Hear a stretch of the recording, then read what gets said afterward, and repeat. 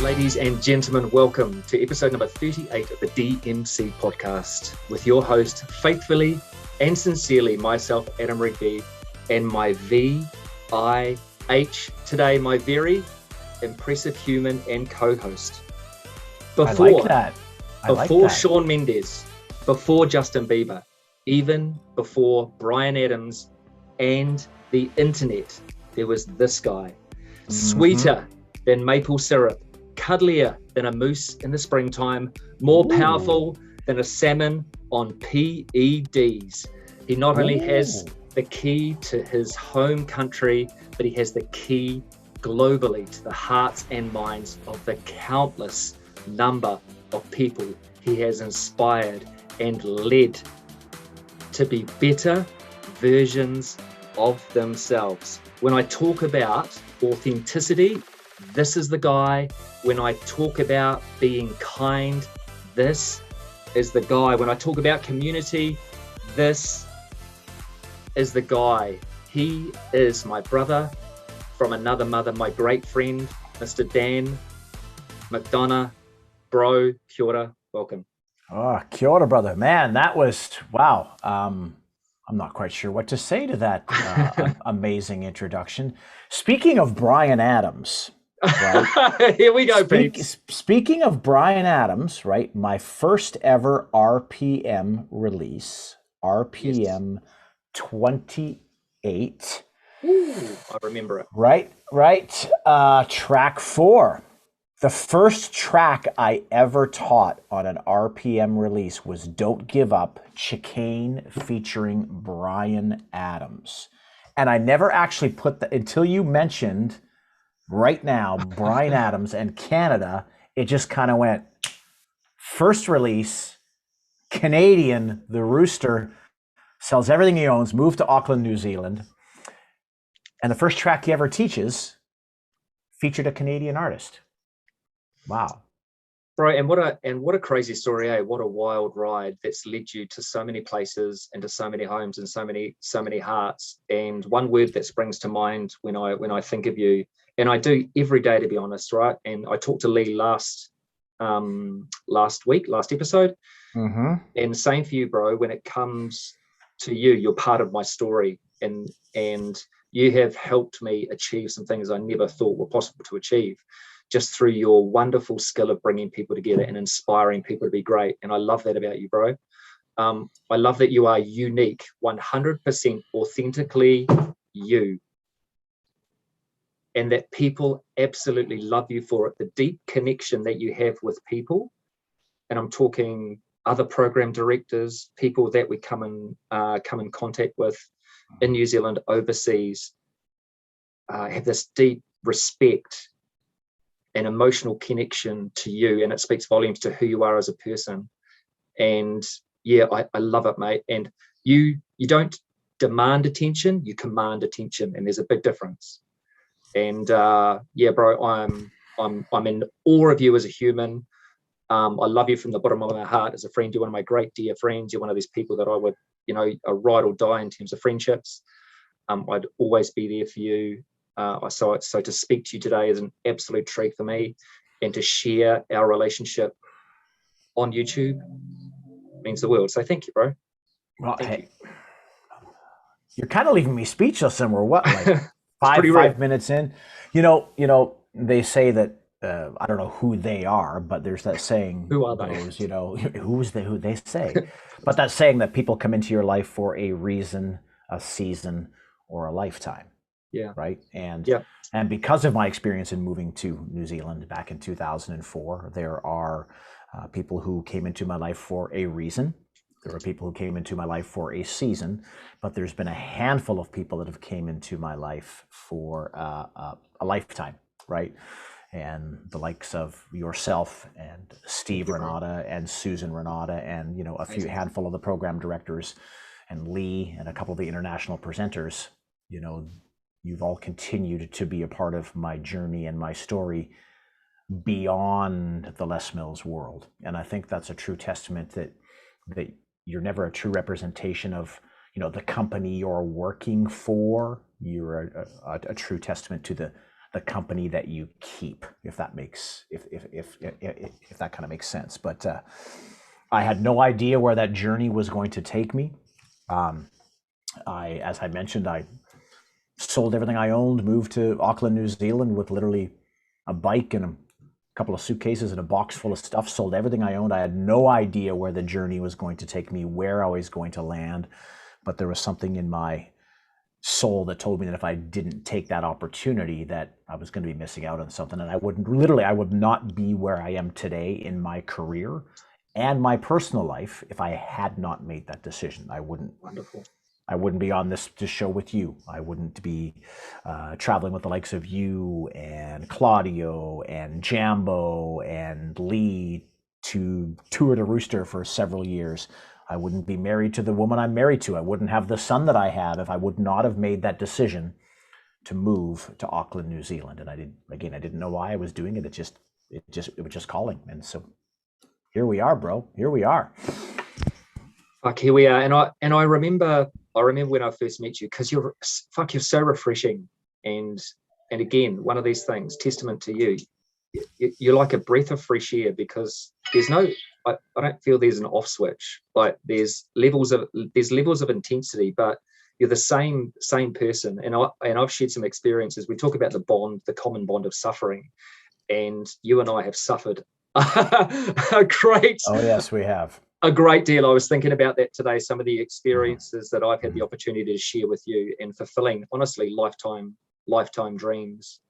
And I can think about two specific moments. Alpe d'Huez was one of those ones where, for me, the emotion, the outpour of emotion when you and I, as we rode to the top, and that was the first real experience we've had to ride just side by side, shoulder to shoulder, right?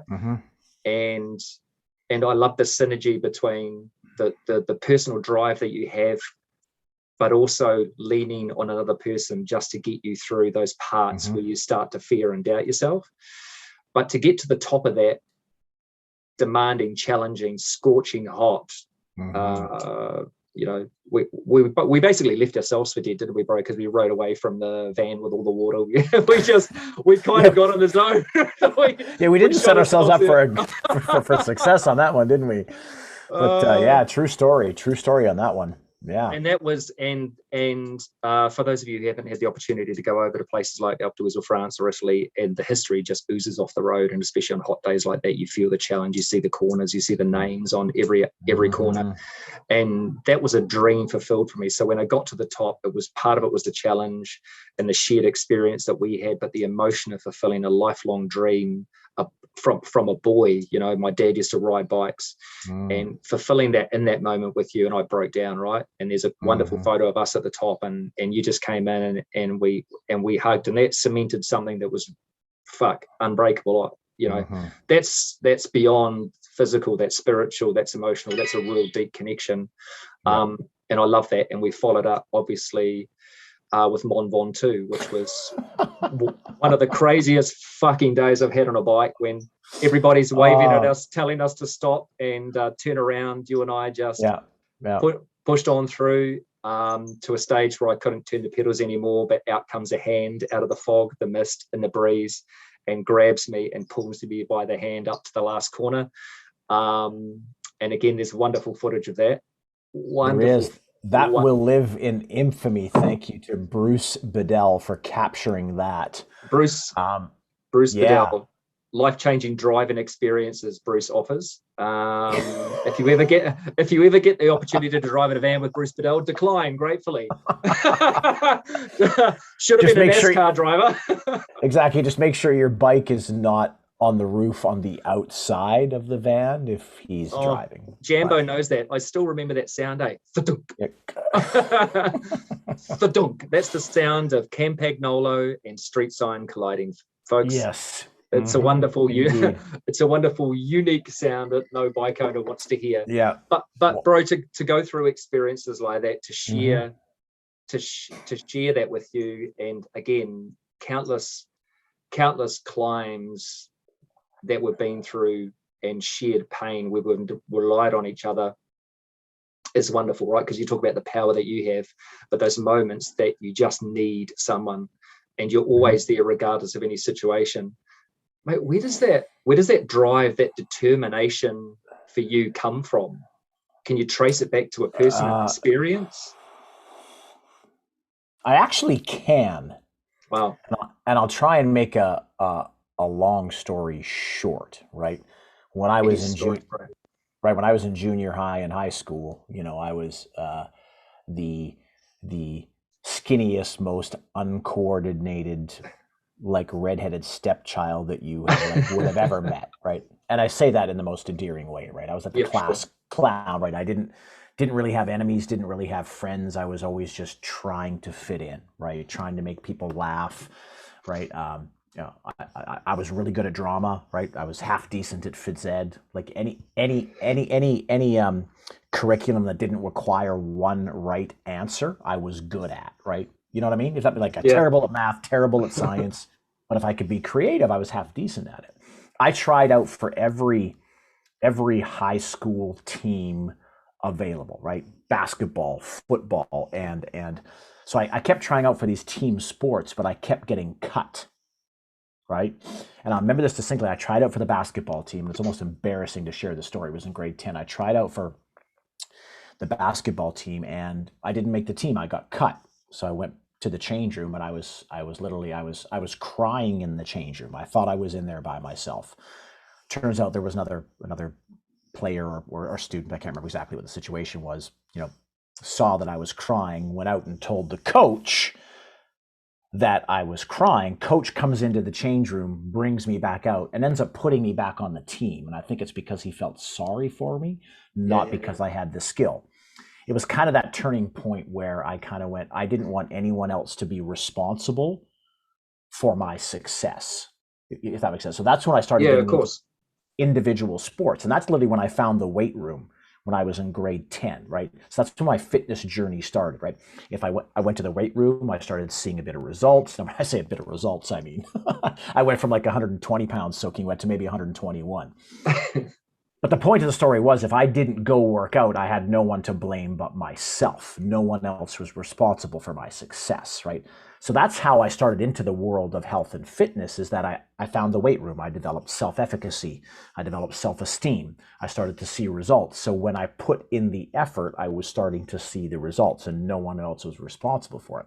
So that's kind of how that whole journey started. And I kind of made a point that essentially that no one's going to do the work for you. Yes, there's going to be people around you that will support you and encourage you, but ultimately, if you want to do the work, you're going to have to get it done yourself, and no one else is responsible for that. It's like going out for your rides, right? Like it's like you got to get out there and you got to turn the pedals. Sometimes when you're riding with other people, it's a bit easier, but there's many times we do our solo rides and we get it done because we have to get it done.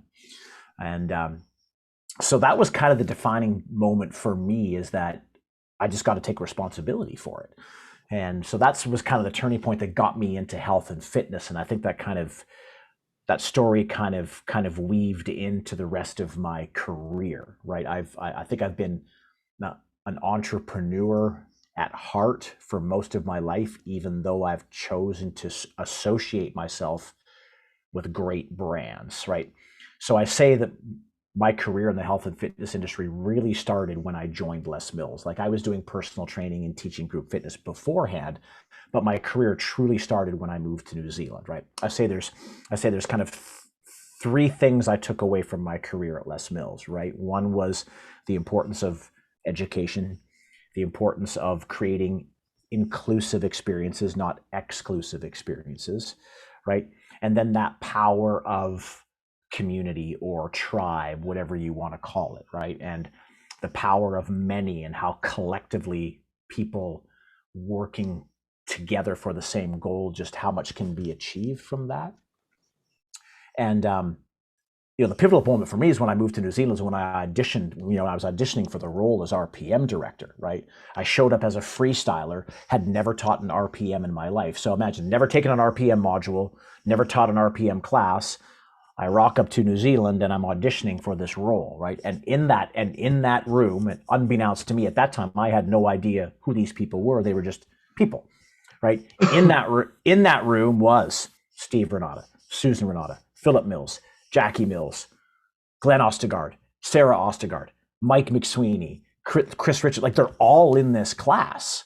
And they were just people to me. So I teach my class. Emma's like just, because Emma was responsible for getting me over there to do the audition.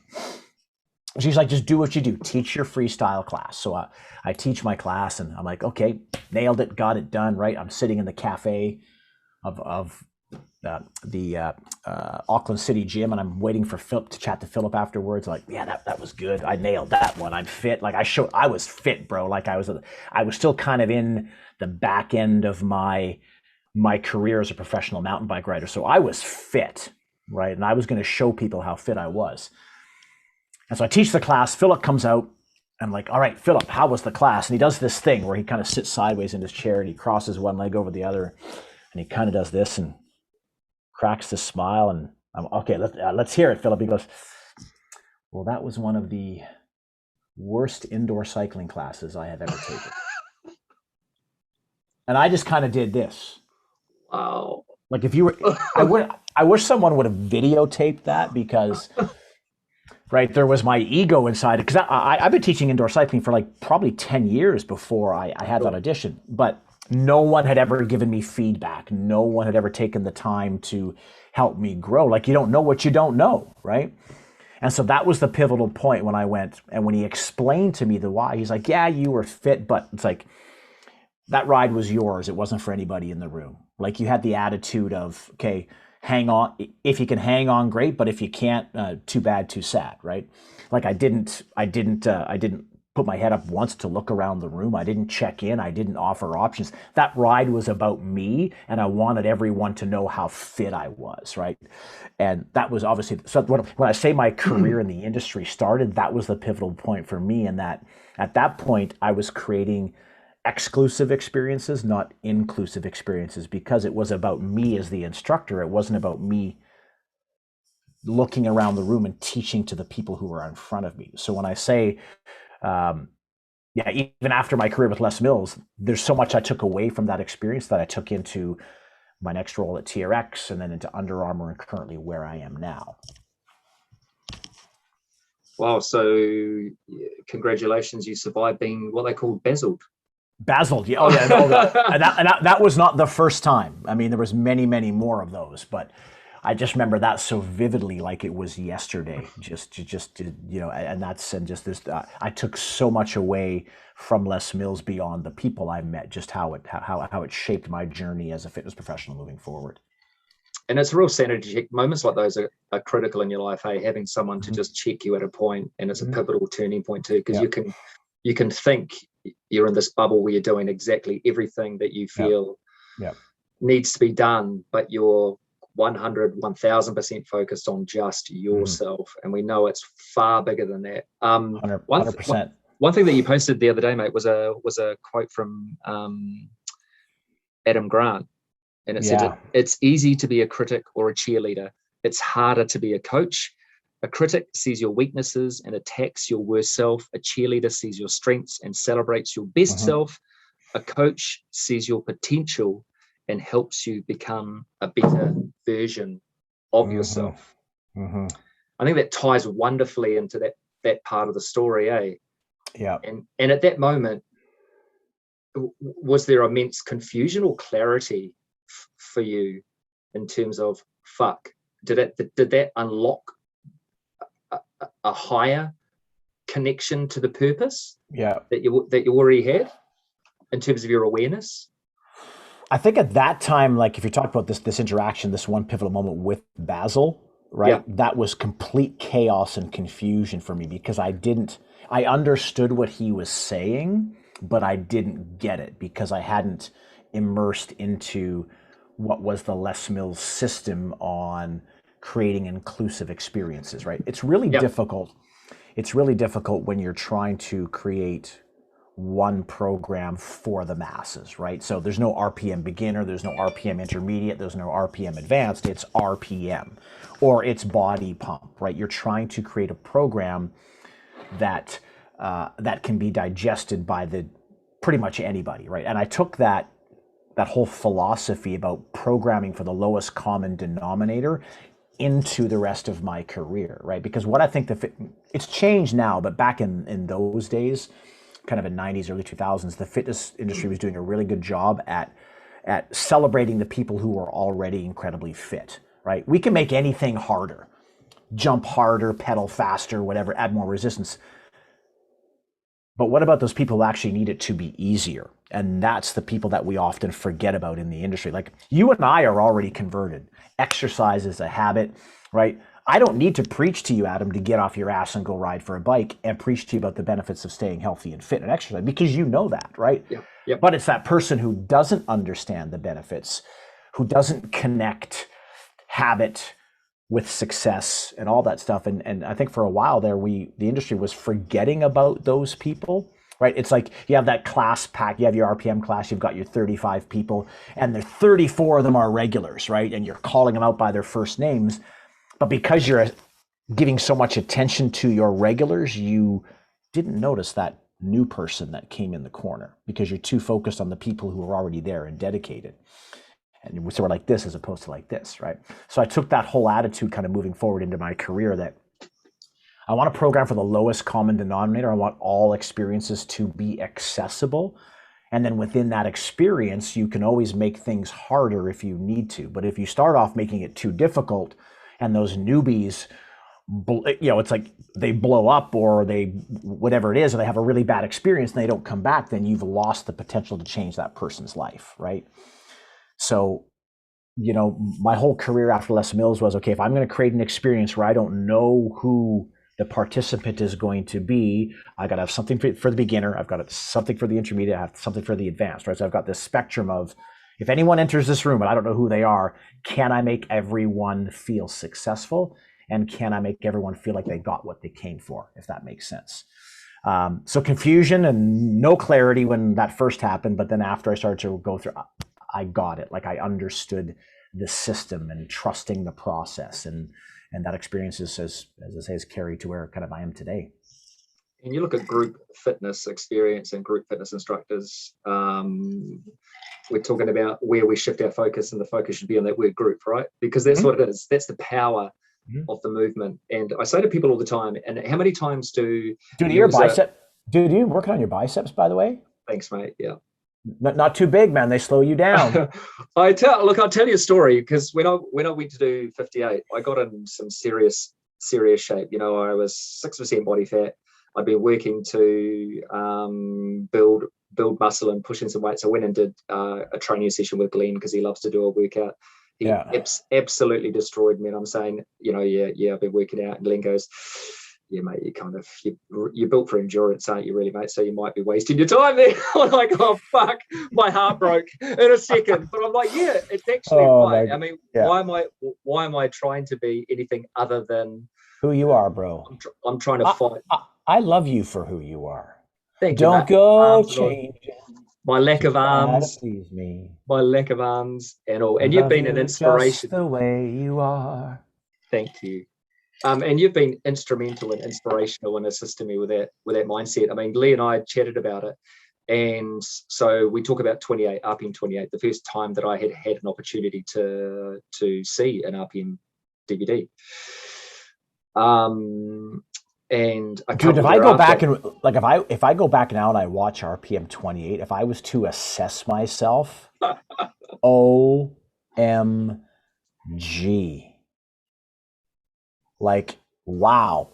And it just you watch, and when we talk about growth in this industry, right? If we're speaking specifically in our industry, like if you are not consistently on a regular basis videotaping yourself and watching yourself, like there's so many things you miss that if you don't do that, and if you don't do that, at least get someone to take my class, give me feedback, right? Right now in my career, right? First of all, the more I know, the more I don't know, right? Yeah, of course. Right. And I'm more and I'm more curious now than I ever have been, right? I'm now open to more perspectives, right? As I get older, there is more than one way of looking at things. There's more than one way to achieve that end result, right? And that kind of parlays into our role as fitness professionals, understanding, human behavior, understanding different communication styles, because 30 people come into your room, pump, RPM, whatever it may be. There's 30 different people, 30 different personalities. Everyone has multiple goals, but they're all in the same experience. So how do you help multiple people achieve multiple goals, right? What does it come down to, right? Your awareness, your communication style, your ability to be human, right? Your ability to connect, to be in the moment, right? You could have the worst programming in the world, but have the best connection on the planet, and everyone's going to have an amazing experience, right? Like every exercise could be contraindicated. Your technique could be horrible. Everyone's technique could be horrible, but they love you, and your class is packed.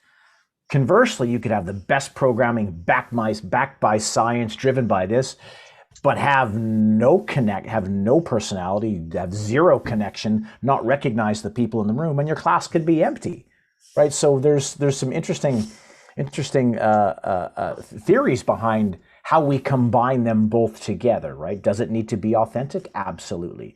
But it's that whole element of connection and understanding people. I spend more time right now working on leadership and personal growth and how we communicate with people. I can program all day long. I hardly spend any time in that world because I'm not going to invent any more exercises, right? We're just repurposing the same shit that's been out there for years, right? It's not the program, it's the person that's delivering it. I think that's what worked really well with pre-choreography with Les Mills, is that we always encourage people to find your own voice, right? Like you and I would deliver RPM 90, 91, 92, completely different. And that's the way it should be. You know what I mean? I remember I did one RPM because after I moved from New Zealand to the US in San Francisco and worked for Les Mills USA, and I got in the field and started doing modules, right? I would do our module initial trainings. And I remember I was doing a module on one of the releases that I was on, right? So these people in the module were learning the release that I was on, and I think it was one of my track 5s, I forget, but when this person was presenting their track for feedback, like they were trying to present me to me, right? They were basically quoting everything I said, and I'm like, I understand, like you're just learning, right? So you're just basically trying to say what I say so you can kind of tick the boxes, but I don't want to hear me. I want to hear you, right? So find your own voice, and that's what's going to pack your classes is you being human and connecting, and all those things that I took for granted about not showing up early for class, not staying afterwards, right? Not lingering around the lobby in case that newbie that came was too shy or too embarrassed to come speak to you in the cycling room, but they felt more comfortable talking to you in the lobby of the gym, right? All those little things, they add up, right? If you're looking for sustainability and longevity in the career, that's the stuff that you need to think about, right? It's not how hard your class is or how easy your class is. It's how you can connect people to that experience. Yeah, you're right. Anybody can make a class hard, as anybody can load a bar and make it impossible to lift. That's not the 100%. Skill. And I think we become a portal almost, right? The program goes through us and we translate it to the people in front of us. So I think testament to how good you are as a coach or how balanced you are is the diversity of people in your class, the people that come. Because the last thing you want to hear is, I won't go to that class because that guy's too much of an athlete, or that guy is too tough. That class will be too tough. Making exercise achievable, showing more of ourselves, that we are human, that we are vulnerable. And I think, leading to that point, one great thing about you is, and you talk about the evolution, right? And the acceptance that way back then, that was a point, a step in your journey, and you have progressed. Because what you don't want to do is say, okay, that was great, I'm going to deliver that performance and be consistent with that performance continuously, month after month, week after week, day after day. It's looking back at it, getting the feedback, getting assistance, sharing experiences, working with other people, learning to grow, celebrate what you have, but also that curiosity. I think, bro, it's like, do you think it's because as we mature, the ego shrinks a little, right? Because the ego is a big wall, lots of stuff thrown up in front of us. to protect us from a whole barrage of stuff that's been loaded on us and thrown at us through our lives. But as that reduces, we find there's so much more room for growth and development, right? So you and I are similar ages, so we find within that growth is freedom and its expression, and it's such a wonderful opportunity for us to still be curious. So being that as part of your journey, the progression, what keeps you fresh? Besides taking showers on a daily basis? I think I've stayed with you in a hotel Yes, room. we have. But no, do you though? I don't. No, I don't. Oh man, that's a great question. I think what keeps me fresh is that I search for opportunities, whether be it short in duration, whether it be small or whether it be large, but I search for opportunities that are going to make me uncomfortable. Okay. Again, I heard one of these sayings years ago that have always stuck to me. When it comes to learning and growth, right, education, if you're the smartest person in the room, you're in the wrong room. Yeah. Right. They say that surround yourself with like-minded people. Well, I understand that, but if you're around people that think the same way all the time, like is there chamber, right? The echo chamber. Right, exactly. Right. Not saying growth can't come from that, but I mean, I love the fact that when we go on our rooster racing trips, I'm just thinking about the cast of characters that show up every time we do one of these trips. I mean, everyone's there. We're all bonded by the love for the bike, and we're all bonded by the kind of the do good, ride hard, and live well. But man, like the differences of thoughts and opinions and the amount of, like, I love when we get into, at the end of the day, we're always going to be friends because we love each other. But there's times when we get into some pretty heated philosophical discussions, right? And what comes from that is growth, right? When you get an opportunity to listen and hear someone else's opinion or views on something, there's been many times I'm like, I never looked at it that way. And I understand. I may not agree, but I understand. And I think now more than ever, in what we're dealing with in this particular world climate, I don't really want to dive into this rabbit hole, but you take the whole concept of vaccines or no vaccines, right? Like, I understand both sides. I get it, right? And unfortunately, there's been, there's been friends and families that have been completely, like, they're not even speaking to each other because of the whole, how much this has become politicized, right? But I guess what I'm trying to say is when you can take the time to listen, right? I think as humans, when someone's talking to us, and I've tried to do a better job at this, Adam, right? When someone's like, I'm talking to you right now, right? And I can tell you're truly listening. But often when someone's speaking to us, before they're even finished what they're talking about, we're already formulating a response in our head, right? Yeah. Without even really, like, but by taking the time to be present and listen. And when you take the time to listen, you start to understand, right? And when you understand, you can start to help determine need. And now, if we take a look at what we do as health and fitness professionals, is if you truly listen, you can help someone understand what their needs are. And when you understand their needs, you can now help create a path for them for success, right? So I think, yeah, just putting myself in situations that force me to grow, surrounding myself with people, not all the time, but sometimes, that are not like-minded, because I want to see the other side of the coin. When I do that, it helps me make better informed decisions. And not all those decisions are right. Sometimes all we can do, Adam, from my experience, right, is we can make the best decision we can in the moment with the information that we have on hand. And if we do, we've done the best that we can, right? Because there's information we don't know, there's information we do know, and you put all that together and okay, what am I going to do, right? So I try to take that approach. As to before, it was like, shit, I know everything, I can't learn anymore, and I'm just going to keep going on the path that I was, right? And that's where I was at when I kind of entered the Les Mills world. not saying that didn't pop its ugly head every once in a while, because nothing like being a program director at Les Mills to fucking feed your ego, right? So Yeah, it literally was a constant ego check, right? And I believe our industry, there's a fine line between arrogance and confidence, right? You're right. Yeah, you certainly want to exude confidence because that builds, right? That builds trust and respect and leadership and all that stuff. But if you're too arrogant, someone may not notice if they're hanging out you for a one-time experience, but over time, people will start to recognize the difference. And I've always tried to keep that in mind. And right now, right, whenever I go to teach my class or I present at a conference, Adam, it's like, if this is the last time I'm ever going to teach an RPM class, or if this is the last time I ever speak at a conference, how do I want to go out? Right? I want that to be the best possible experience. Yep. Right.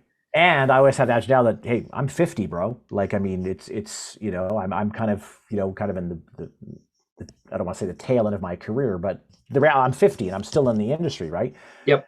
But I'll be damned if I'm going to let some young millennial one up me, right? That keeps me hungry, right? That keeps me hungry, right? Yeah. So I approach it like there's always somebody that wants my job, and that's the reality, right? And I think if every fitness professional, regardless of your age or whatever you teach, if you take that attitude every time you work with a client, every time you teach a class, that if this is the last time I'm going to teach, what's that experience going to be like? And I bet it will be the best class you ever delivered, right? You'll be completely in the moment. You'll be completely attentive. The choreography won't matter. It really won't. But the connection with the people, you want to leave that lasting impression. And I wonder how many people who are listening to this, right, before COVID hit, right? Because I tell you right now, like I taught at 24-Hour Fitness on a Tuesday. I taught a Tuesday and a Thursday, right? I had left Under Armour. I'd accepted my new job with Good Life. I taught my class on the Tuesday. I traveled to Toronto, Ontario on the Wednesday, 3 days on the new job. I got home on Monday and the world stopped. Yeah. I never taught at that class. I never taught RPM at 24-Hour Fitness ever again. So I'm saying to myself, I literally haven't seen anybody that I saw in that class consistently twice a week for 3 years. I didn't know that was the last time I was going to see them. But I do know that every time I show up, I give everything I can in the moment. Is it 100%? No, right? But I do the best I can in the moment with what I've got, right? I didn't know that was going to be the last time I saw those people. So I'm really hoping I went out on a high note, and I kind of think I did, because that's how I approach everything I do now. But I think if every time we showed up for any experience, whether you and I getting together for a coffee, whatever it is, I love that right? too, bro. Right? Yeah. If you never saw that person again, what do you want that? And that happens to people all the time, right? We lose a loved one, whatever it may be. You're having a coffee with someone. I'm just as guilty as this. You're fucking on your phone. I'm still guilty of trying of not being in the moment every time I'm with someone, but I'm trying to do a better job at it. And I think if collectively as humans, if we tried to be in the moment every time we're with someone, whether it's a friend or a loved one, or we're teaching a class, imagine how more enriching that experience would be. I don't have an answer for you, but I think I know what it would be. Yeah, fuck, I love that. And that was really, my response, my addition to that was exactly that. Each and every time we get the opportunity, whatever it is, to do anything with whoever it is, that we embrace that philosophy. And just because it's the same with the deep and meaningful chats, deeper connection to conversation, and also a deeper human connection. But it takes time, and it takes persistence, and it takes work, because there are so many obstacles and so many layers. The first is all the superficial shit that you have to break through, right? So the first conversation you have is the gauge, the witty repartee, the to-ing and froing. And then slowly we start to cut below that in layers, and we're continuously digging deeper and deeper. And I urge people to embrace that philosophy, and not just say, hey, let's catch up, but let's catch up again. Book the next date, book the next dinner, book the next coffee chat. I love that philosophy, bro. I love it. Not saying I'm perfect at it, but I do strive for that every time. And I think having what's the word I was looking for? Yeah, the variety of people that do turn up to Rooster events. And I love that, because you never have the opportunity to not expose yourself, but share time with people that are so incredibly different. Well, we have had lots of times we've had chances to expose ourselves. Yeah, there's that too. There is that too. I want to share one very soon. I'll share one very funny fucking story that stayed with me, which is hilarious. But the opportunity, and what's great about you, bro, in those situations is there is no tint to your glasses at all, and that's the beauty of it. Like, you look at everybody the same. You give everybody the same equal opportunity to contribute. You give people the equal opportunity to suffer in their own way, but you give them permission to do that, and you make it an acceptable part of the journey, and we embrace it. And the way that those trips start and end are completely different, right? We come together through shared experiences, and I think about the tears and the anguish and the challenge, and it all starts off, everybody's brave, but as you get into day 2, day 3, everybody's fucking tired and over it. And there are band-aids, and there's blood, and there's a whole lot, and there's alcohol, and there's a whole lot of stuff going on. But you still maintain that intention and integrity to treat everyone equally, as fucking hard and as frustrating as it can get. How did you develop that? Is that something that you've always had? That's a great question that I don't know if I have an answer for. Yeah. I really don't know if I have an answer for that. I think, does it kind of go back to my childhood experiences and how I grew up, and maybe not being accepted as much as I would like to be, right? Not I don't think I grew up, maybe I had friends, but I mean, as I say, didn't make any of the high school teams, right? I didn't really have any enemies. God, I don't think I didn't even have a date for my high school prom. I think my first girlfriend was probably when I was like 17 years old. So I think, yeah, I'm trying to find an answer for you, Adam. I really am, right? I think it's just the collective experience of life. And I do honestly think, and I will kind of, go back to my experience at Les Mills. I've had the opportunity to travel the world several times over, and being exposed to different cultures, the way different cultures communicate and interact, and how the same thing is experienced one way in North America and experienced completely different in Asia or Brazil. And I think when you travel and you meet different cultures, you start to have more empathy and understanding for people, because it makes you more worldly, for lack of a better word. But I think it's pretty easy to win. If I was to say someone asked one time what one of my faults might be, is that I trust too easy. I don't think I really look at that as a fault. Yeah. But it's one of those things where, but if you break that trust, right? Well, like, that's it, right? Because the circle of trust, right? It gets smaller and smaller and smaller as we get older. Yep. Right, because and our time on this beautiful planet is not infinite, right? We have an expiry date, right? And I don't have time anymore for people who are energy leakers, right? That suck my energy. And I think when we're younger, it takes us a long, maybe we hang out with people for the wrong reasons, maybe because they can, get us somewhere, they can help us get a job, or they can help us meet the right people. And I'm not saying that we still don't need to surround ourselves with influential people, but I'm not worried about that anymore, right? I'm worried about spending, especially now, it's completely changed even more now that I'm a dad, right? Just where I spend my time and how I spend my energy has completely evolved, even from 5 years ago to where it is now. So yeah, I just believe that there's, for the most part, there's good in everybody. Everyone's got a story, and based on what you said, it takes time to get to know that story, right? They're not going to show you who they truly are the first time you meet them, right? Someone's going to show you their best self because they don't want to be judged, right? They're fearful of not being included, right? And as you spend more time, the barriers come down, they start to show you who they truly are. And I think that's pretty special, right? You know, and that ability to build trust, I think is pretty paramount. And I don't think it's something that we set out to do as an intention. It's just something because of your character, right? It's your character that that allows that to happen. You know, I think too, it's a funny world. You know, you've built up. You know, I use the word celebrity, but the Les Mills bubble in the gym, the world of fitness is funny, right? Because I think for you, you've built up a following being authentically you. But on the flip side of that, there's the danger that if you're not being true to who you are, you're famous for being something completely different. So you're living, there's pressure to live that life.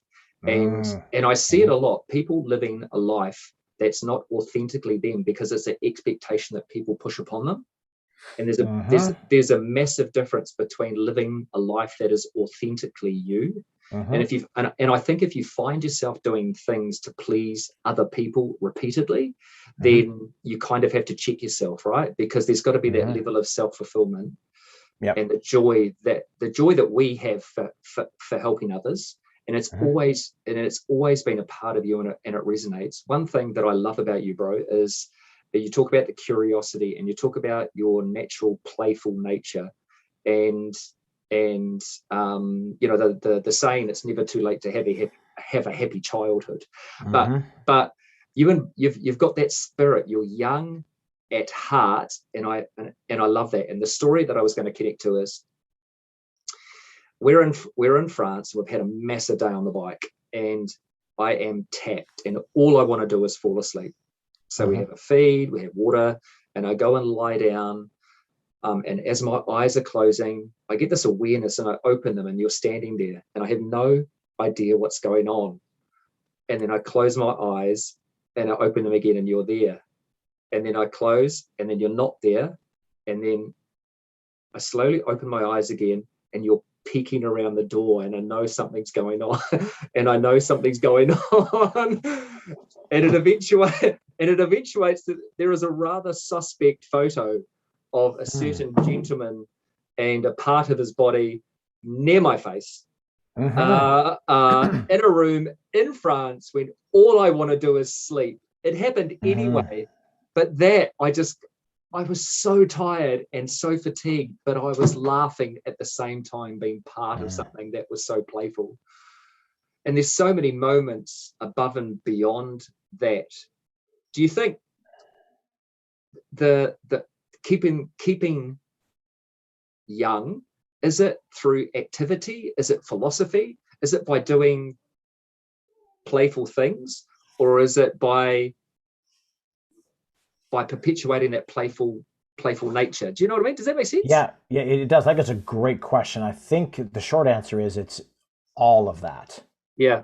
Right. So first of all, if you're surrounding yourself with people that don't allow you to be who you are and don't allow you to play, then you can't be yourself, and then you feel stifled and uncreative, and something is missing, right? Yeah. You know, I think, you know, when we do our rooster trips, there's a reason that, you know, the same people keep coming back and back again. But, you know, there's been the odd time when someone will reach out and say, hey, I'm thinking of bringing, well, I mean, case in example, right? You brought a handful of the boys from, you know, Michael and the group. You brought them, you know, from New Zealand. I hadn't met them before, but you wouldn't have brought them on the trip if you knew they weren't going to fit in, because you knew right? Because you knew the culture, you knew what they were going to get themselves into, right? And if you didn't think they would have fit in, you wouldn't have brought them, right? So, you know, I think it's always saying, well, okay, right, sure, I have no problem, you know, Brian, if you want to bring your buddy, but you have told them what they're getting themselves into, right? Beyond the hard run. Oh yeah, they're fully aware, the Buffalo Club, the antics, whatever it may be, you know. So,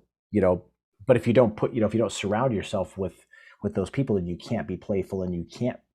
I'm not saying that's the only part of remaining young, but I totally realize Amanda has no problem every once in a while just saying, grow the fuck up, right? Like right? And I'm sure you might get that every once in a while too. And like, there's times when I'm you know, I'm like, if here's the line, I'm always kind of 1 foot Yes, over the you are, line, bro. but Yes, there's you times where I jump the line. are. I go, should I do What? this? And sometimes I do it, and I deal with the repercussions afterwards. Uh, And you know, check yourself before you wreck yourself, kind of attitude. But I think to answer your question, it's all of that, yeah, right? It's all of that. We need to be able to play. We need to be able to not take ourselves so seriously, especially you know, it relates to what we do as a living as group fitness instructors. Is no one cares if you make a mistake in your choreography. No one cares, right? yeah, But don't try and show up and be someone that you're not, because people will go, what's going on with Dan today? That's not him, right? They're usually showing up at your class because of who you are. yeah. And I think we go on and off that journey as we grow, you know, at different phases of our life, right? We you know, we're one way in our 20s, we're another way when we're in our 30s, we're a different way when in our 40s, and then 50s and 60s, right? And there's that evolution of growth personally and professionally that naturally happens just simply based on your age and based on your experiences, you know. Yeah, and Lee was saying expertise and experience are two very different things, right? And 100%. Yeah. both critical. Experience is Yeah. critical. But I Yeah. find what's wonderful as my journey progresses, like the lines merge between what I thought or how I had to behave professionally Mm-hmm. to my life in the gym, and you know, Mm-hmm. being true to myself and being energetic and charismatic and all of those types of things. And Mm-hmm. I've it's given me the ability and confidence just to carry that over. Mm-hmm. And you know, there's a level of honesty that I carry with me Mm-hmm. through my professional career that has made such an impact over the last couple of years. Yeah.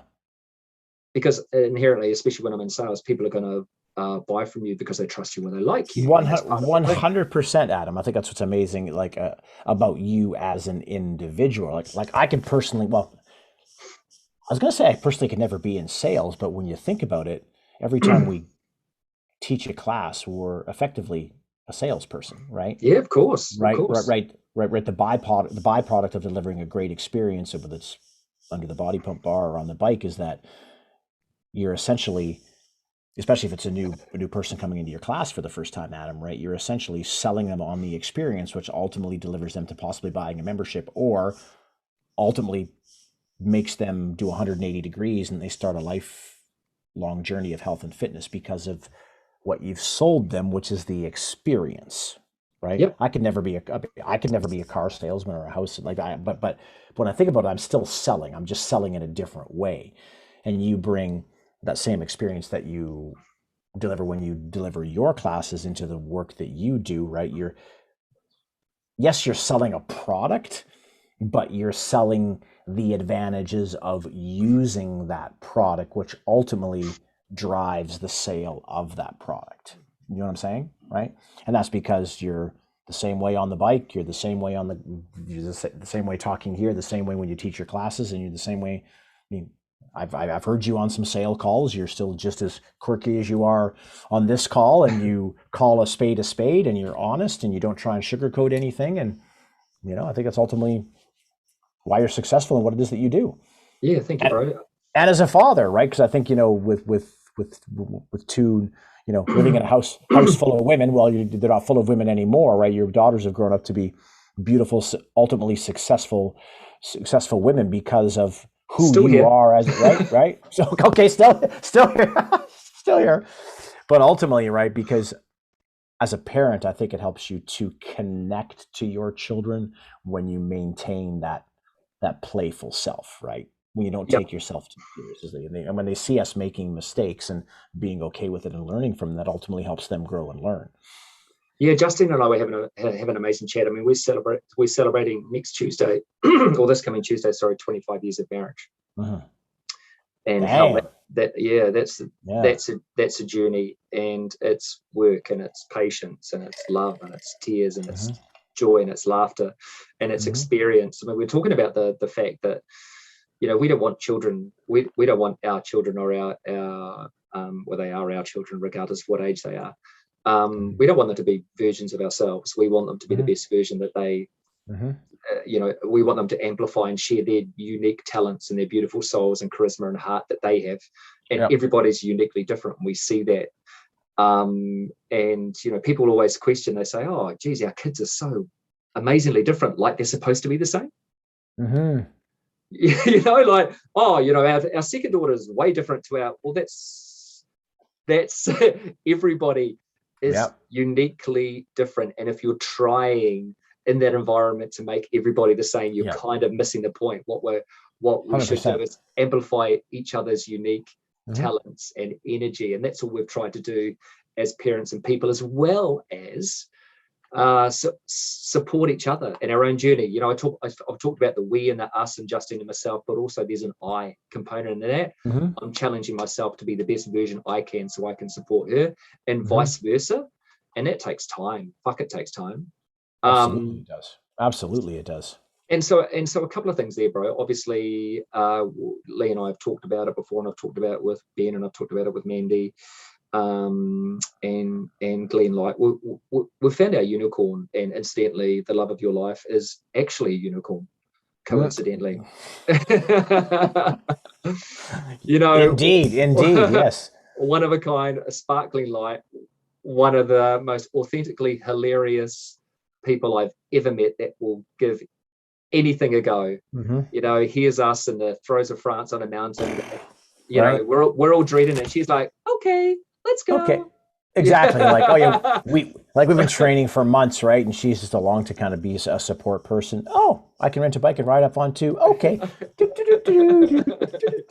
Singing and celebrating. I'm like, exactly, with a smile from ear to ear, 100%. Absolutely. Now, obviously, being healthy and fit all year round certainly helped with that. But yeah, just no fear at all to try something new. Just didn't care about being judged. She's like, all right, this is cool. I'll give it a go, see what happens, right? And smile from ear to ear for sure. Yeah, and Justin and I, again, we're talking today. We went out for breakfast this morning. We stayed in a hotel last night, which was wonderful. Just did us, like we went for a walk, which is completely us.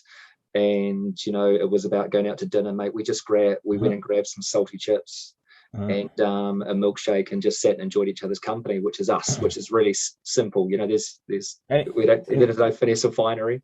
Was there any salty nuts in that experience? Salty chips, salty nuts? Salty chips, salty nuts. There was gotcha. back at the hotel, definitely. Awesome. In the mini bar. Awesome. Yeah. Hey, sea salt is the best on your nuts. Thank you, Dan. And there were chocolates and a fruit platter and rose petals. For your information. Fantastic. It was very fancy. It was very fancy. Very fancy, yes. But we talked about pivotal moments, and obviously meeting her. I still remember the day I met her and thought she was way out of my league. She was just I was in awe of her. But when I got to know her, I had a perception of her as a person, and then that was blown out of the wind. I got to talk to her, and she just made me laugh. Her honesty and the way she was with asking questions, and her curiosity really fascinated me, as well as just she was and still is gorgeous, beautiful to the bone, that one. And I treasure each and every day and moment I get to spend with her. But we talk about the pivot points, and we were at a stage where we were almost going to move to Australia. And we decided to stay because we wanted to be closer to our parents at that time, and bought a house. And now we've got this wonderful home together that we've built together, that our whole families enjoying. And she's saying, well, do you imagine what life would have been like? And I said, well, it still would have been amazing. We still would have built something incredible, but it'd just be in a different place, right? And 100%. I know firmly believe that. But the decisions you make, it's amazing just to look back and think, Jesus, what would I have done? Where do you think? If you hadn't, let's just say, is it something you think about, or you're like, fuck it, that was ages ago?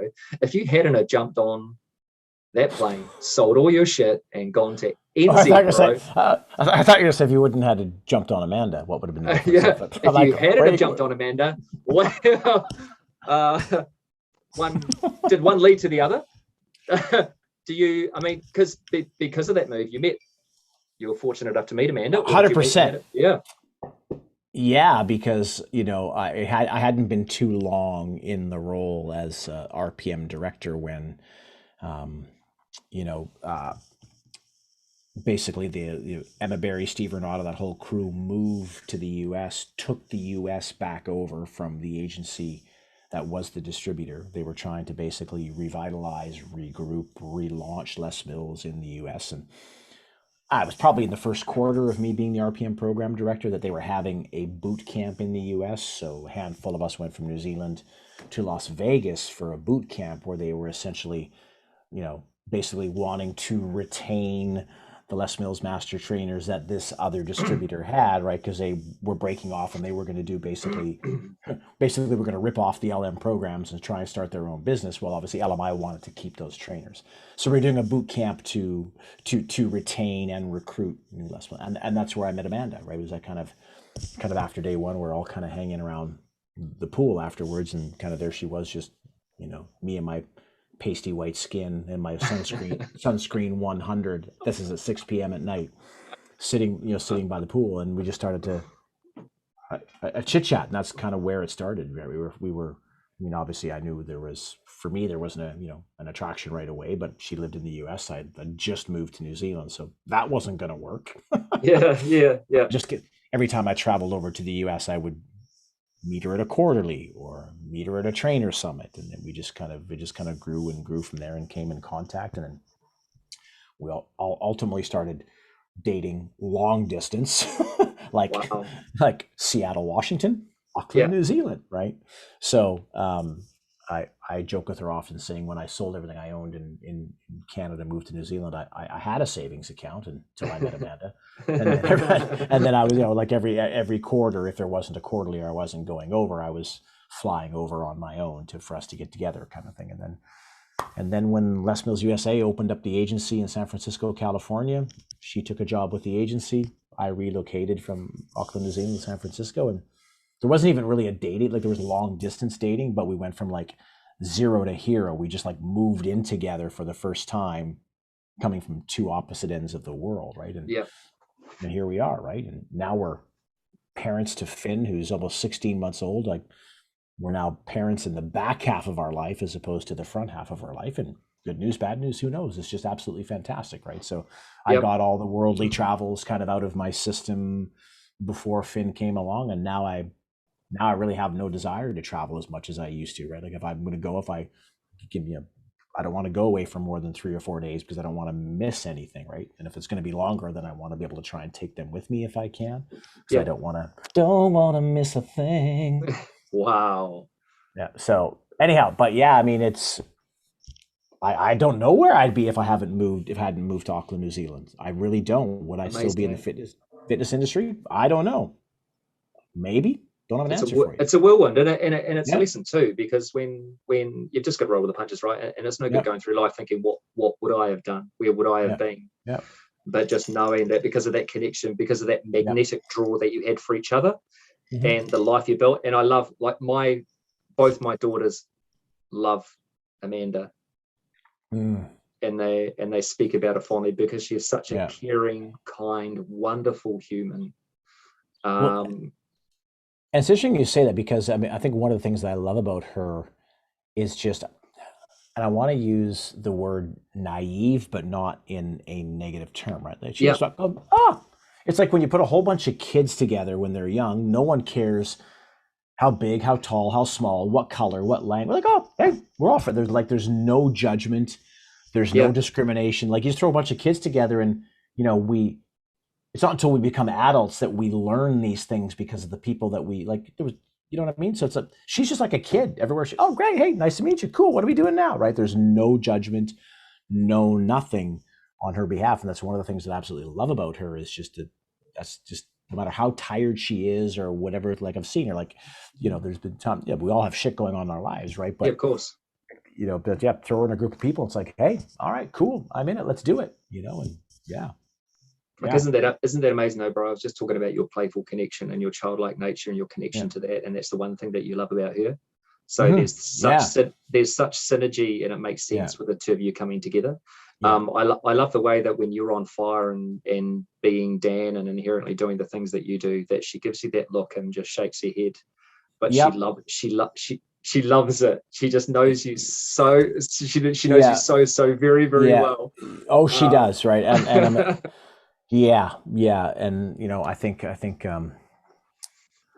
both of our wives are the same. I think Justine is the same way, right? And it's like, Absolutely.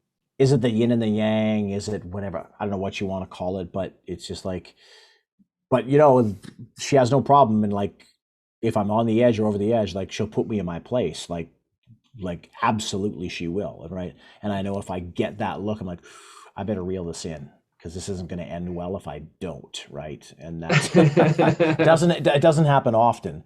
Yep. But when it does, it's like, ooh, don't want to go back there again. And again, it's that pivot point, when you're being authentically you and doing things that are authentic to you and doing things for the right reason. Whereas sometimes there's a point where you can get led into something that you're not really or wouldn't usually do. Yeah, and it's generally when I'm hanging out with you. I was going to try and throw you under the bus there, bro, but it sounds like we're trying to wrestle for control here. Who's to blame? Bro, who's to blame? Who fired the first shot? There's no one to blame. There's no one to blame. I love it. Like I say to Lee, the chaos that ensues, but it's such a wonderful energy that we have so much that we talk about outside of the gym and life and laughs. First and foremost, I love the fact that, like I was indicating before, that if there's a door open, you'll be the first one to open it, in terms of, taking a shot, pushing the conversation to a place. Yeah, I'm taking. That's a good point. It's really interesting that you mentioned that, especially at this point in my life. Like now that I'm a father, I'm taking less risk, right? Like I do. Yeah. Like I always think twice, but now I'm maybe thinking 3 or 4 times, right? Because now that I'm a dad, it's like, every decision that I make, especially at Finn's age now and kids being sponges, like every decision I make right now ultimately affects my family. And so I do think long and hard about decisions that I make now because of that.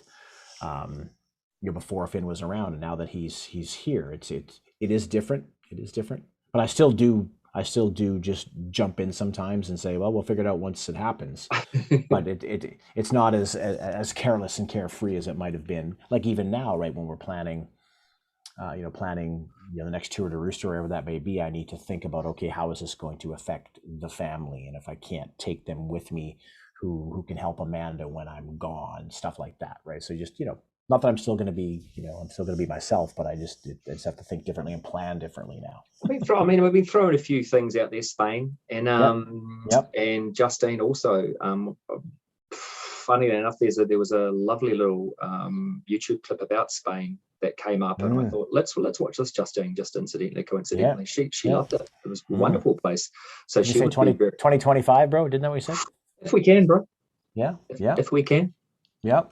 If we can. I mean, but Alta de Rooster. Yeah, exactly. But there's this little group of islands in the middle between North America and New Zealand called the Hawaiian Islands that are easy for both of us to get to. Yeah. I love that it leads us there. I'd love that it leads us there, bro. Because obviously our country, Aotearoa, has a deep connection, cultural connection to Hawaii or Hawaii, which is home, right? Hawaii, home. But you have this deep spiritual connection, and I know why. My wife loves Hawaii for very different reasons, or maybe they're exactly the same. She's beaches and shopping. She loves that. Ross Dress for Less, gun. Ross Dress for Less, exactly. Yeah, but going, I've been there. I left my appendix there. It's still there. Having been to Maui and feeling that deep, almost overwhelming at times, emotional connection with land and sea. It's such a wonderfully spiritual place. But you are connected way deeper than that. When did that start for you? Because I'm fascinated by it. You even have it on your body. I'd say my love for the land and sea, and that wouldn't have happened if I wouldn't have moved to New Zealand. Yeah. Right. I've said this many times to many people. I moved there when I was 35, right? I moved there. I had this job. I just roomed with people when I was in New Zealand. I never had my own place because I was traveling all the time, right? I roomed with Steve Renata, I moved with Chris Richardson. You know, I stayed in Emma Barry's place when I first got there because the family went to the US. So I never really settled, if that makes sense, because I traveled too much. But if I would have Yeah. moved there when I was 40 or 45, I probably would have never left. We might have been neighbors. We both might have been divorced by now, but we might have been neighbors. Roomies. Exactly, Roomies. roomies. But I think that's where it truly started. Just because when it comes to tropical places, I'm a freaking ginger. Like I can't be in the sun. Like Amanda loves to go to Hawaii and just go for her run, and she can lie on the beach for the afternoon and just like I can't sit still. Fuck, that sounds so familiar, bro. Honestly. Right?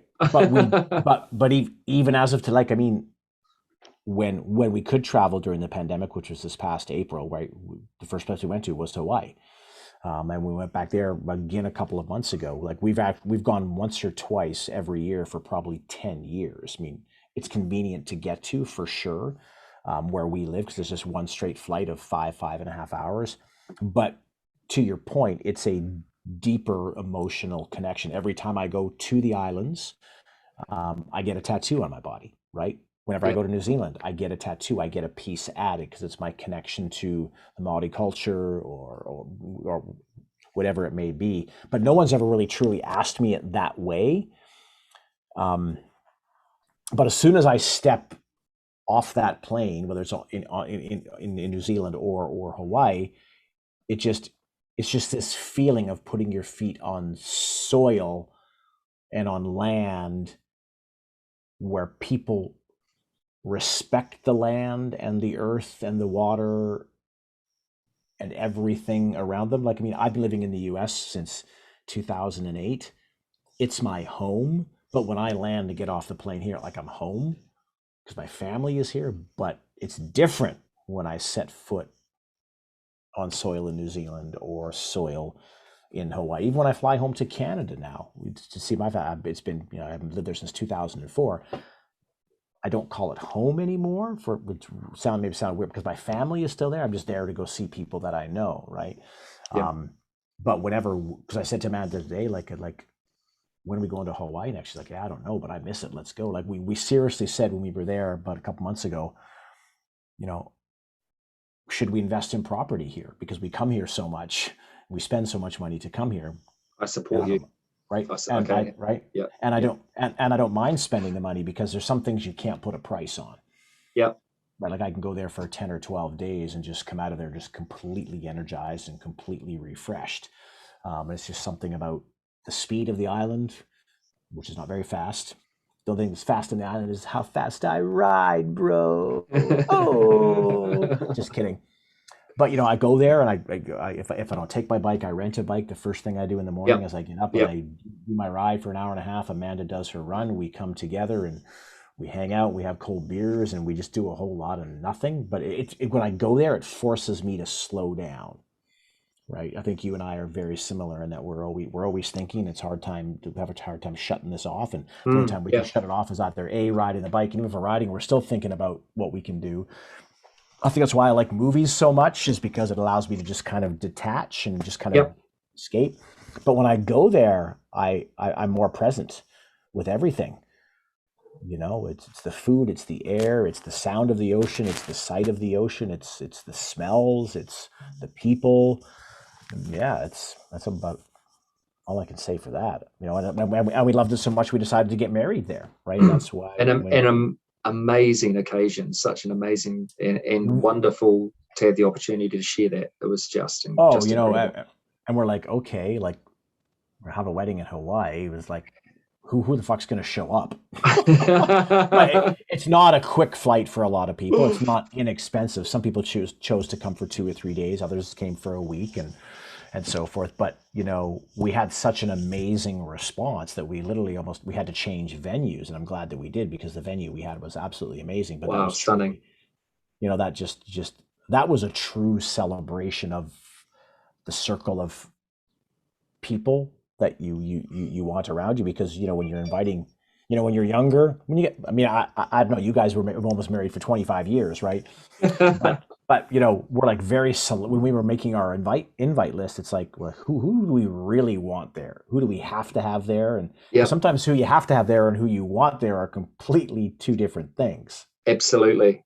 Right? You can choose your family, but you can choose your friends, but you can't choose your family, right? There's that old saying. But I spend more time around my friends than I do my family, based on distance. But if I'm going to spend a week or so or more with certain individuals, they got to be people that I really want to spend time with. And that's why, there's a handful of you that were invited to come there. And it was a truly special thing. I mean, and how good, the wonderful thing about occasions like that is to actually assemble with those people and get to meet them, such an important part of your life. And you understand it to be, as I feel privileged to be a friend of yours and to have that connection with you, but to meet other people that are connected in such a way. Jay, shout out to my brother Jay. What's up, Jay? What's up, Jay? Cooks a mean egg, that bro. He does. And in true Kiwi style, I sponged off him as much as I could. But everybody involved in that, sitting down, watching this incredible sunsets in Hawaii, the double rainbows, rooming with Jim Ray, I'd love to get on the show, ex, fighter pilot, man. He's from 0 to 1,000, not just 0 to 100. Right, the two coolest jobs in history: fighter pilot and indoor cycling instructor. Yeah, but mate, we'll line up Top Gun Jim Ray, right, for sure. But to have the opportunity to meet people like that and to bring such a quilt, a tapestry, and again, Lee and I refer back to the weave, the tapestry of your life, to see that in front of you as you commit in words, in verse, a moment in time to the one you love. It's just amazing, right? Oh, that's what was it? Oh, sorry, there it is. It's a picture of me and Amanda on the beach at our wedding. Yeah. I actually have it sitting right there. It's hard to see on here, but anyhow, yeah. I mean that. Yeah.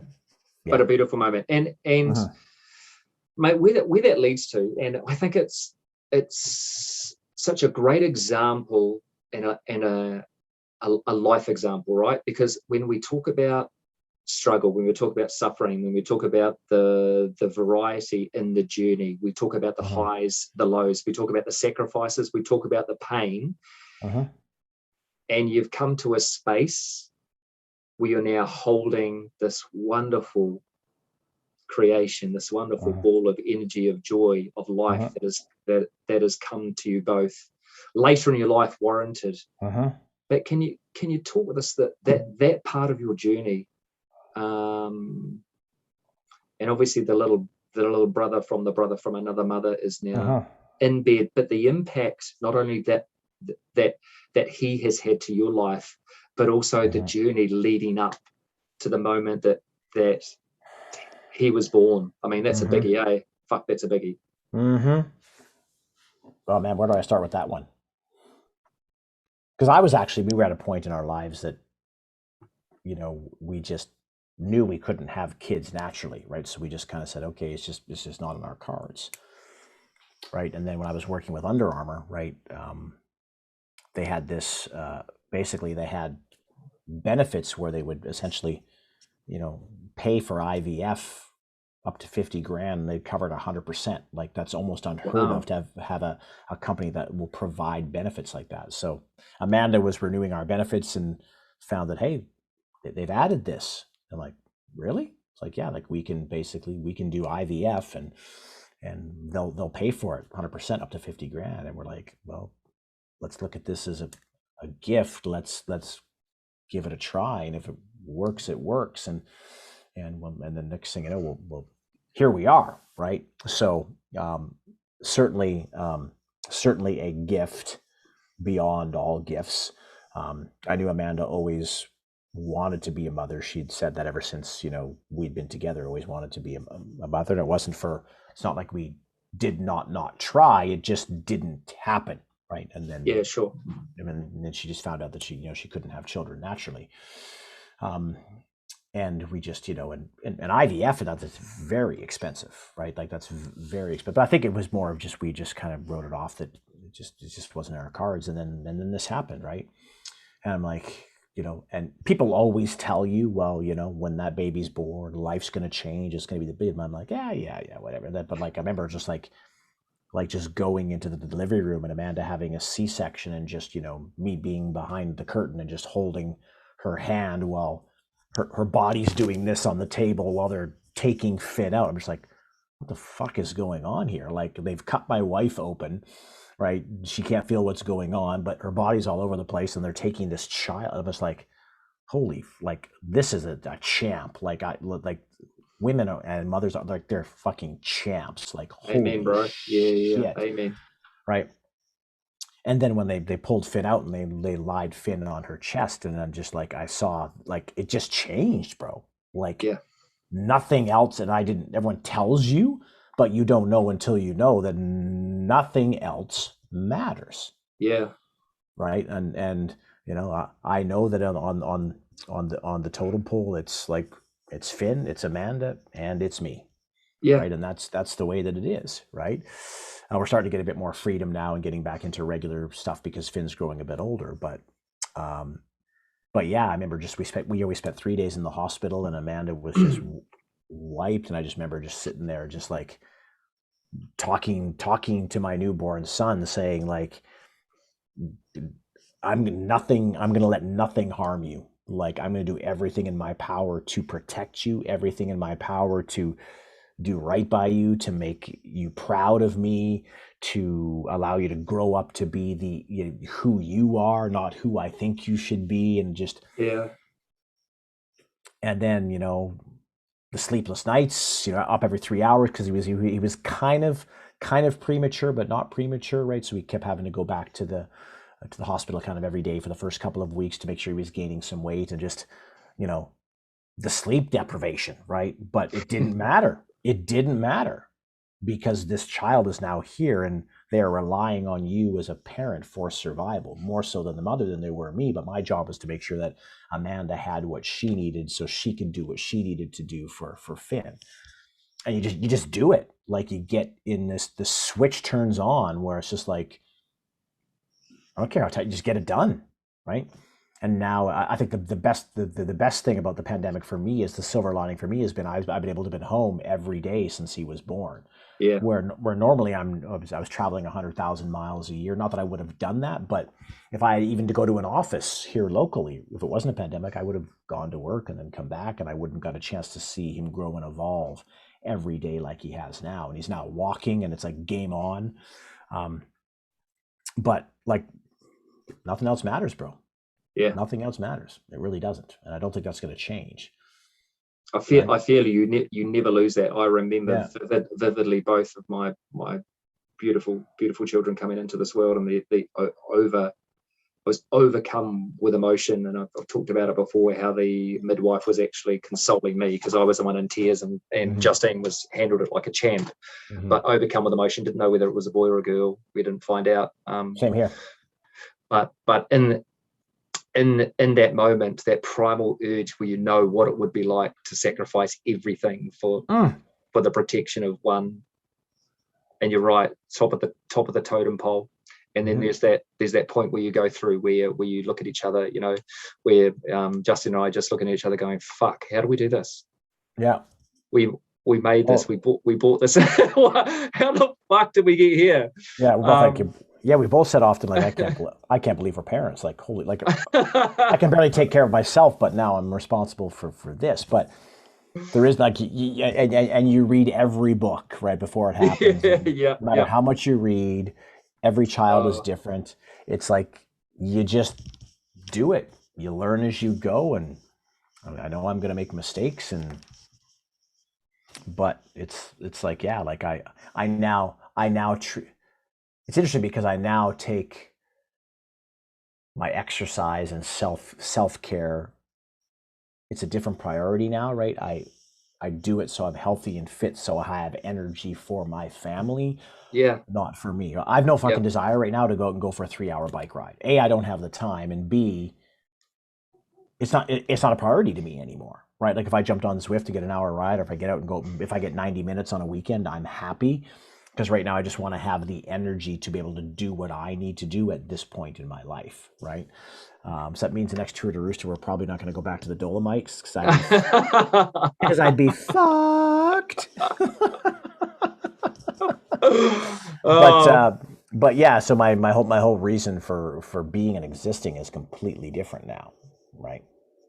Of course, and that's one of it, and acknowledging the journey too. You know, so many people just try and forget about the pain and push it to the side, but it's such an important part of the celebration of it, and it changes you in terms of how you overcome obstacles moving forward. Everything. When you think about what it takes to bring a child into this world, and some people do struggle.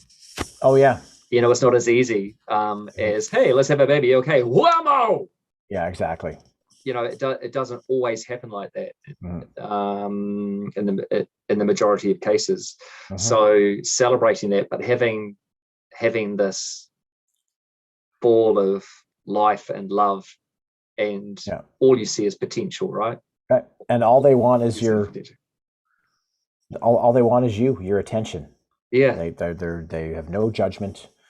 They just want attention. You know, and it's like, hey, Dad, they're masters of it, and it's survival instinct, right? And the connection with the father and the eye contact, survival, right? And when you make that eye contact, you're like, fuck, that child just connected to my soul.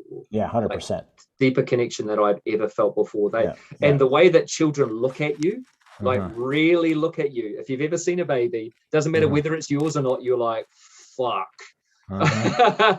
It's like 100%. The all-seeing eye. It is. It's survival. It's in all of us, and we lose it. But you know, and I've been going through this lately a lot. And on the rides is a wonderful place for me to figure out. Like I was on a ride today, just thinking about us and our relationship. But you know, we're all born with amazing opportunity and potential, and through circumstance and through maybe people in our lives, our superpowers are diminished or held back or withdrawn. You know, and we get to a point, but we all have this amazing opportunity to be great, to be able to celebrate that. And sometimes we have to get out of the environment we're in to be able to appreciate that and accelerate 100%. That, right?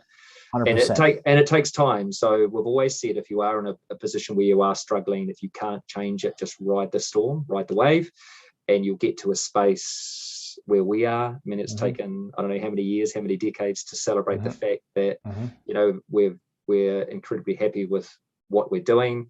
And of course, there's some broken eggs on the way. There's some broken glass. There's some blood. There's some tears.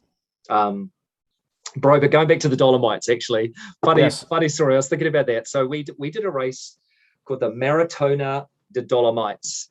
Maratona being Marathon of the Dolomites. I think that was the one and only time that you ever actually got pissed at me. And I'm going to give you my version. I think you know what I'm talking about. But anyhow, yes, I saw a side of you that I'd never seen. Oh, mate, I tell you what, it was hilarious, right? Because it is not only it's a fair distance, but it is more climbing than it's 4,800 meters or something, in 130 odd kilometers. So it is climb after climb, and we were all in there in relatively good shape. It was at altitude. We'd been riding prior. We made our way there, but I don't think any of us knew what we were in for. No.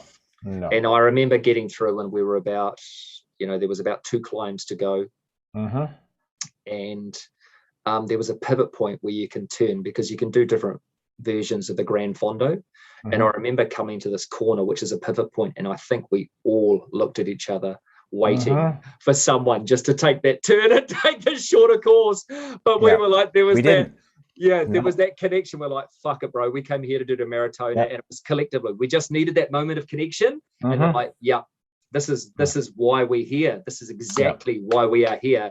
And from there, pain, suffering, like beyond what I have ever experienced. And I found myself out of body experience, just trying to turn the pedals, and it became this, and I think, you know, that's what we're referring to, this introverted, just collective, I need to fucking survive and do what I need to do to get to the top, and then we'll rally up and and see what happens. And it's called In the Box. Yeah. And even when we got to the top, there was another climb. And even when we got to that, the realization there was 30 kilometers to go? Something like that, yeah. And we thought it was downhill, but it wasn't. But I've got this wonderful photo. It is sitting in a picture frame of us finishing together. There was one guy, Nigel, that we took. Yeah. I mean, he's a type 1 diabetic. He fucked off. He was miles up the road. And we thought, where has he gone? Where the fuck has he gone? And then we pulled in to this, and he's waiting. He stopped. Yeah, I don't know. We were all kind of, I think you were kind of pissed. I think we're all kind of pissed that he didn't. After that, we thought he didn't wait for us. He was going to cross the line. Oh, fuck, bro. He might have been waiting half an hour. I don't know. I'm like, holy fucking shit. Here we were suffering together. And then, you know, the amigos were busted up. And then all of a sudden we come around the corner and there he is. I'm like, my faith in the human spirit and the connection has been restored. And then there we go. And then after that, they put a medal around my neck that felt like it was a fucking brick. Like that thing must have weighed 52 kilos, and all we wanted was ice cream, beer, sandwiches, whatever we could get. But such a painful fucking experience. And I don't think you're referring to the GL when we just went. I think like everybody separated on the GL because everybody was going through different elements of pain and anguish, where we all went to this place where we never thought we'd have to go. And it lights out, nearly lights out. Totally. It was dark. It was a dark place. It was a dark place, man. But yeah, that was I have no desire to ever do something like that again. And that was it. I remember finishing that, and you went, never again, bro. Yeah, Claudia's like, when are we doing it again? Yeah, well, let's do it again. Time, medal, t-shirt, time, next. Yeah, exactly. Yeah. Oh, one of those things, you know, and so many people all over the road, even the descents were mad, chaos climbing, just thousands of people. I don't know how many people did it. Like, was there 15,000 people? Something like that. But I just remember just the at the beginning, just the herds of people. Yeah. Just death. But to put ourselves through that, and then to be able to live to tell the to story just literally, and for a friendship to survive that, 100%, brother, 100%. Because I have exorcised the demons. Absolutely. The demons oh yeah. Oh my days. Exactly. Yeah. But again, that's the fire that fire that forges friendships, right? And 100%, brother. 100%. You have to have moments like those, and we talk about the bond of common suffering. That's the bond of common deep suffering, where it goes beyond. It's beyond skin deep. It's beyond muscular. I remember climbing Stelvio and Claudio. We did a double Stelvio, and it pissed down on the way back up. It's 27 kilometers, 47 hairpin turns, and Claudio. We were near the top, and I looked down, and Claudio was there, and he just got to a point where he couldn't do any more. We were about maybe 1 or 2 Ks from the top. That was it. Yeah. And he said no. And I looked down, and nothing could get him to turn the pedals any more than he did. But that was okay, right? We still celebrated the achievement of him getting to the top. And although you know, he was deeply upset about it, it was just one of those things, one of those moments. The fact that we were there regardless to support him. In that moment, brother. Absolutely, you know, we celebrate whether it's to the top or 2/3 of the way up. Every pedal revolution that I've got to share with you, bro, has been wonderful. And I talk about the connections that you make. So we're talking about riding with Tour de France pros, a guy that is podium Frank. I was talking to Lee about him. Such a normal guy. Yeah. So, you know, totally. Jens. Fucking hilarious. Just being able to spend time with those guys, but for you to be able to connect to those guys, which are viewed as superstars, speaks volumes about your authenticity and your ability just to communicate freely with anyone. You know, so can you? I suppose. Yeah. I mean, I guess I've often wondered why. Right. Yeah. You know, it's you know, because I initially met them when I worked at TRX, and TRX was a sponsor for Trek Factory Racing, 2014, when they went from Leopard Trek to Trek Factory Racing. Yeah. You know, we were their sponsors, so I traveled to Benidorm, Spain, to put the team on their kind of core and mobility program, and just just had a great connection with with a handful of people. Specifically, I'd met Jens at the tour of California before when we were first exploring whether we were going to partner with them. Yeah. And I remember with this point with Jens, the first time I met him, is that I rocked up with the TRX van, right? So I roll up to the hotel, the tour of California, and basically, I'm going to give all the riders a demo on the TRX. Like, this is like a day before the tour of California is going to start. Last thing in the fucking world these guys want to do is come out and learn about a new modality, right? But they had to because the team told them to. Okay, these guys are going to be a sponsor. Just come out and do your thing. And so I'm talking about the benefits of the suspension training for your core, and it's great for cyclists because you're not going to gain muscle mass. So I demoed a couple of that. Hey, who wants to try? It was like fucking deer in headlights. Like, and then Jens stands up. Okay, I'll do it. Right? Like, talk about a leader, right? And then as soon as he stood up, the young riders stood up. Well, if Jens is going to do it, shit, I'm going to do it, right? And that's kind of when the relationship with Jens started. And I'm kind of like, oh yeah, you're going to climb Mount Diablo on the fourth. Oh, you've got a mountain called Diablo. Oh, that means the devil. I'm climbing the devil, right? So, and that was just him. And as you know, he is who he is, right? Yeah. And so that's when the relationship started.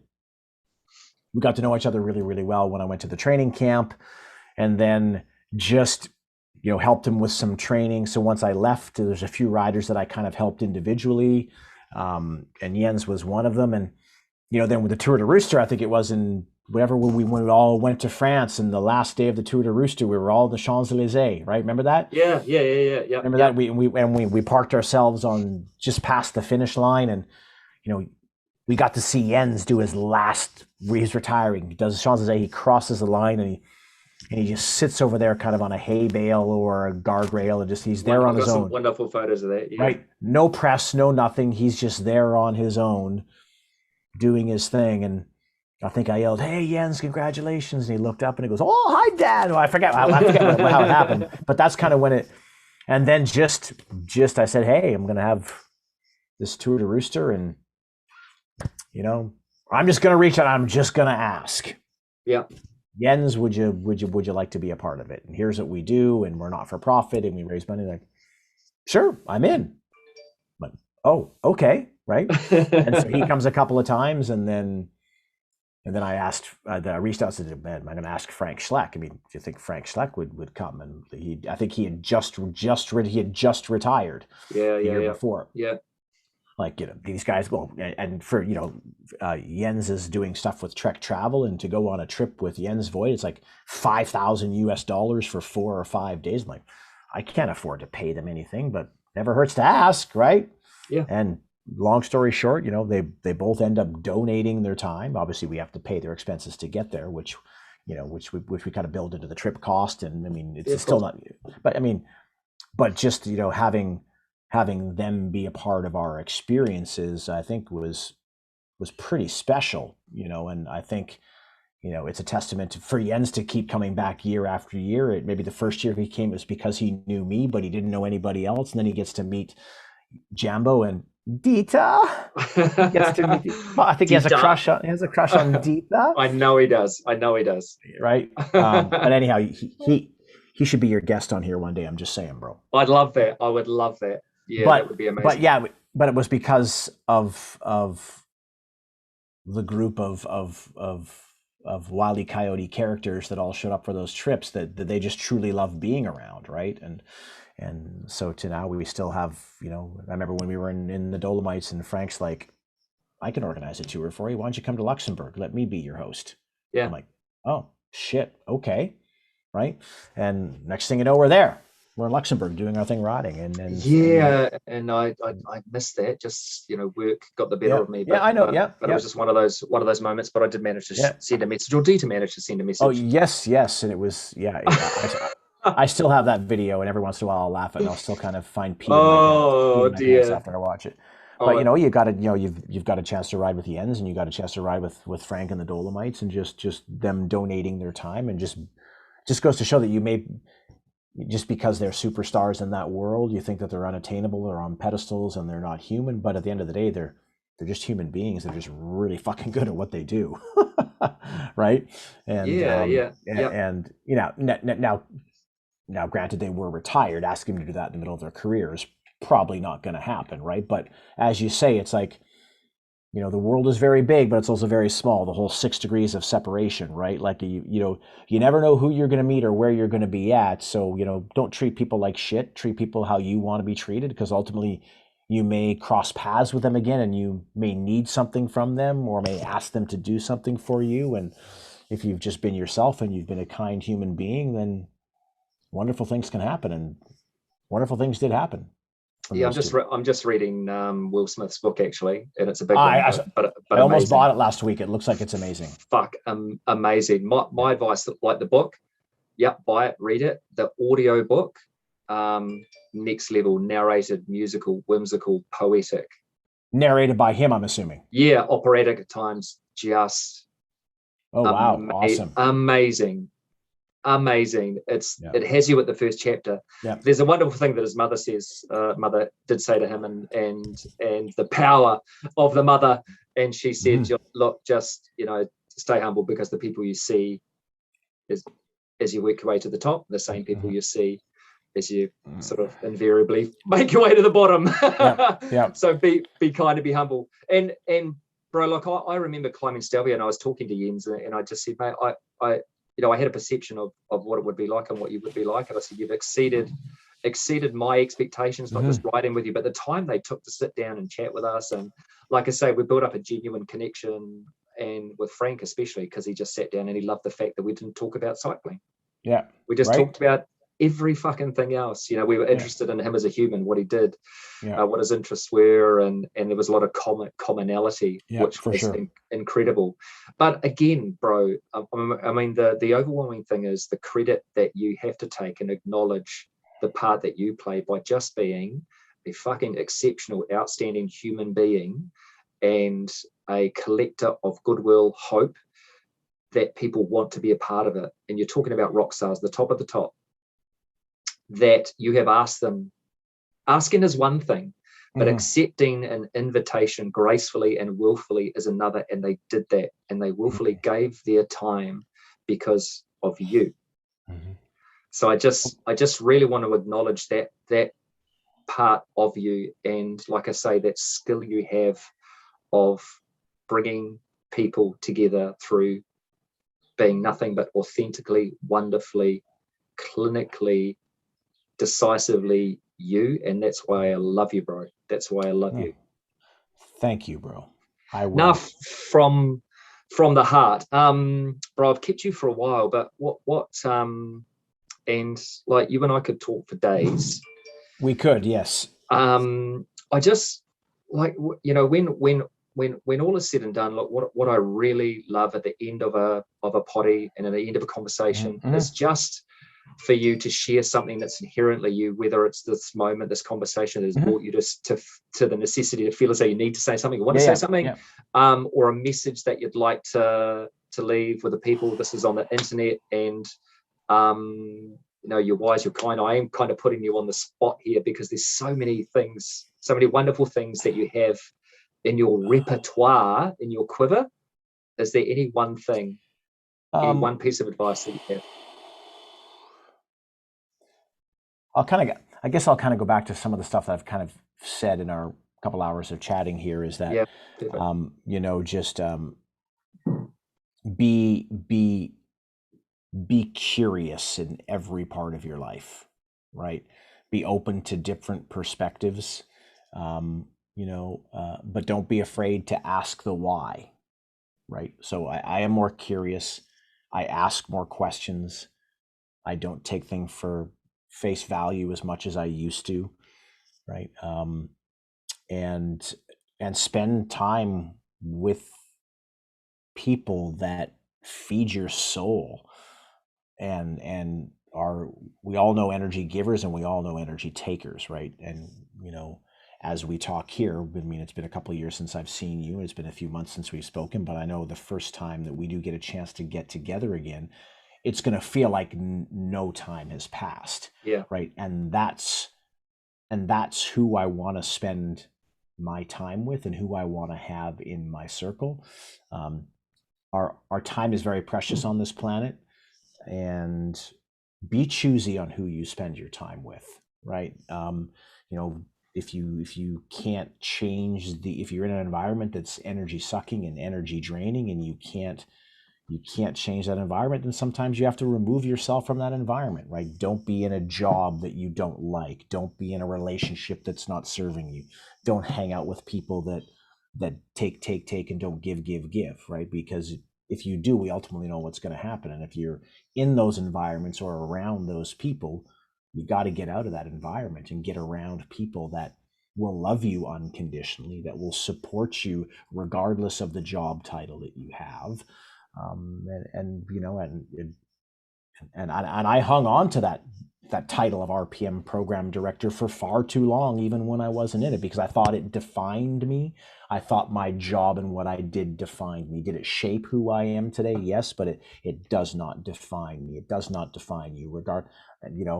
Regardless of what you do it because you love it. Regardless if you're a janitor or a teacher or a group fitness instructor, do it with pure joy. And if it doesn't bring you joy, then you have to ask yourself, why isn't it?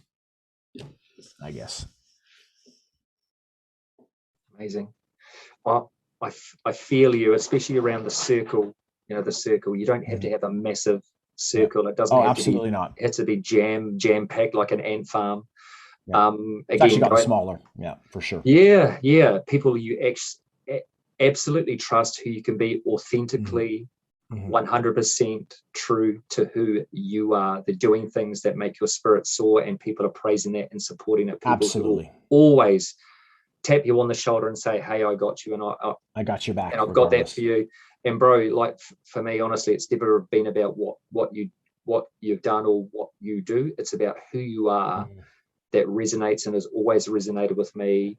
Like I say, you're part of my story. To the day that my eyes close, I will take a piece of you, and I do every day. There's not a day that I don't wish that you and I were next door or going out on a bike ride, bro. Every ride that I go for, every time I'm in the studio, you are with me. And I celebrate the day that I met you, bro, because you've enriched my life. I just want to say thank you. And also, vice versa. Thank you, mate. Thank you. And for the sentiment, the overwhelming sentiment, again, we have an instructor that I've talked to recently that was super excited, a new instructor that still has gone back to the old releases and seen a glimpse of what you do and who you are. And I love that she has seen who you are, the progression. I appreciate that, brother. Thank you. Please, and please say hello to that new instructor for me. I will, bro. Please do. I will. So team, an epic, emotional, connected, community-focused episode for us today, episode number 38 of the D.M.C podcast. These are crazy times. If you can be anything, be yourself. 100%. And above that, be kind to yourself and to everybody that you encounter. We can make a difference. Absolutely. And it starts with us.